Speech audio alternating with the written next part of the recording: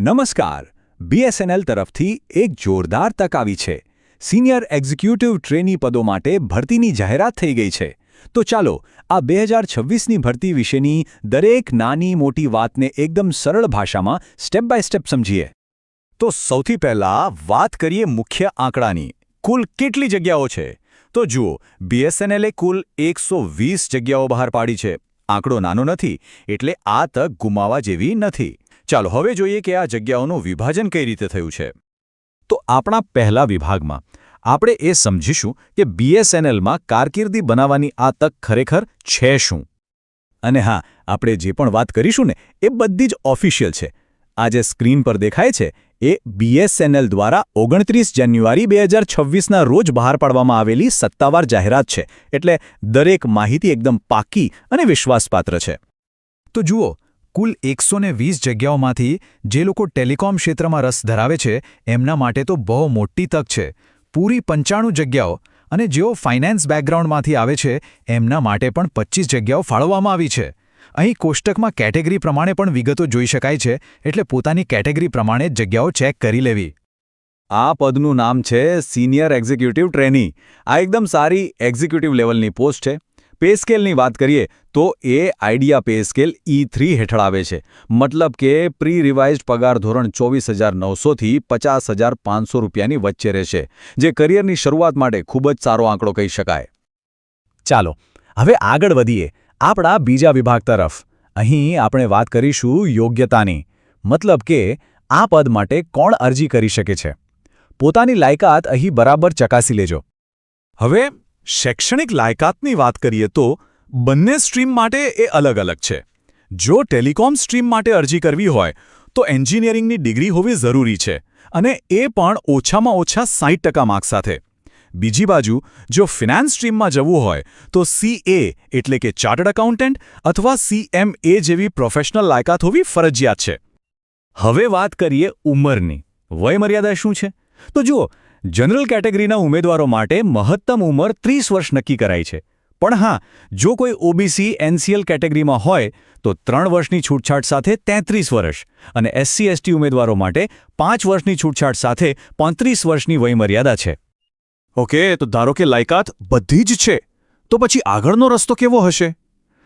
ચાલો હવે વિભાગ 3માં પસંદગી પ્રક્રિયા પર એક નજર નાખીએ. પસંદગીની પ્રક્રિયા એકદમ સ્પષ્ટ 3 તબક્કામાં વહેંચાયેલી છે. પહેલો અને સૌથી અગત્યનો તબક્કો છે લેખિત પરીક્ષા. આ જ મુખ્ય પડકાર છે. એમાં પાસ થયા પછી ડોક્યુમેન્ટ વેરિફિકેશન થશે, અને છેલ્લે મેડિકલ પરીક્ષા. બસ આ 3 સ્ટેપ પાર કરવાના છે. પરીક્ષાની પેટર્ન કેવી હશે એ સમજી લઈએ. કુલ 180 મિનિટ એટલે કે 3 કલાકની પરીક્ષા હશે. એમાં 2 ભાગ હશે. એક ભાગ કોમન એપ્ટિટ્યૂડ ટેસ્ટનો, જે બધા જ ઉમેદવારો માટે સરખો રહેશે, અને બીજો ભાગ હશે મુખ્ય વિષયનો, એટલે કે ટેલિકોમ અથવા ફાઇનાન્સનો ટેકનિકલ પેપર. હવે આ માર્ક્સનું ગણિત સમજવું બહુ જ જરૂરી છે. જુઓ, જે કોમન એપ્ટિટ્યૂડ ટેસ્ટ છે એ 40 માર્ક્સનો છે, પણ ખરો ખેલ તો મુખ્ય વિષયમાં છે. ટેકનિકલ પેપરના પૂરા 160 માર્ક્સ છે. આનો સીધો મતલબ એ છે કે મેરિટમાં સ્થાન મેળવવા માટે ટેકનિકલ વિષય પર પૂરેપૂરું ધ્યાન આપવું પડશે. કુલ 200 સવાલ, 200 માર્ક્સ. અને હા, એક વાત બરાબર મગજમાં બેસાડી દેજો. આ પરીક્ષામાં નેગેટિવ માર્કિંગ છે. દરેક ખોટા જવાબ માટે 0.25 માર્ક કપાઈ જશે. એટલે કે 4 ખોટા જવાબ આપો તો 1 સાચા જવાબનો માર્ક ગયો. એટલે જે સવાલનો જવાબ પાક્કો ન આવડતો હોય એને અટેમ્પ્ટ ન કરવામાં જ ભલાઈ છે.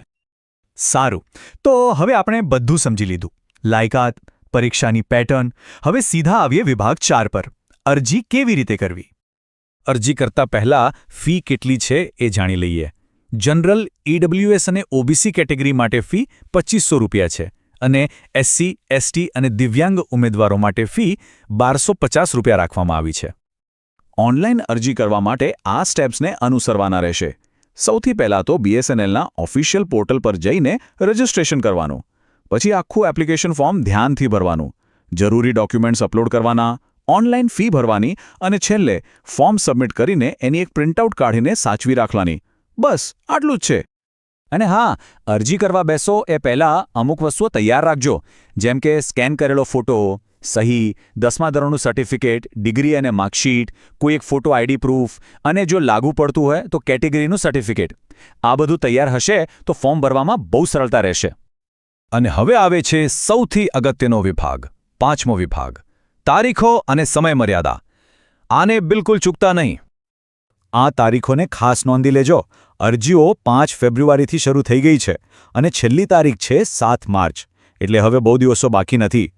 અને સૌથી મહત્વની વાત, પરીક્ષાની સંભવિત તારીખ 29 માર્ચ છે. મતલબ કે તૈયારી માટે સમય એકદમ ઓછો છે, એટલે આજથી જ કામે લાગી જવું પડશે. તો આ હતી BSNL સિનિયર એક્ઝિક્યુટિવ ટ્રેની ભરતી 2026ની સંપૂર્ણ વિગત. 120 જગ્યાઓ, એક શાનદાર પદ અને દેશના ટેલિકોમ સેક્ટરમાં કારકિર્દી બનાવવાનો સુવર્ણ મોકો. તો સવાલ એ છે કે શું આ તકને પોતાની બનાવવી છે? જો હા, તો તૈયારી આજથી જ શરૂ કરી દો. સૌને શુભકામનાઓ.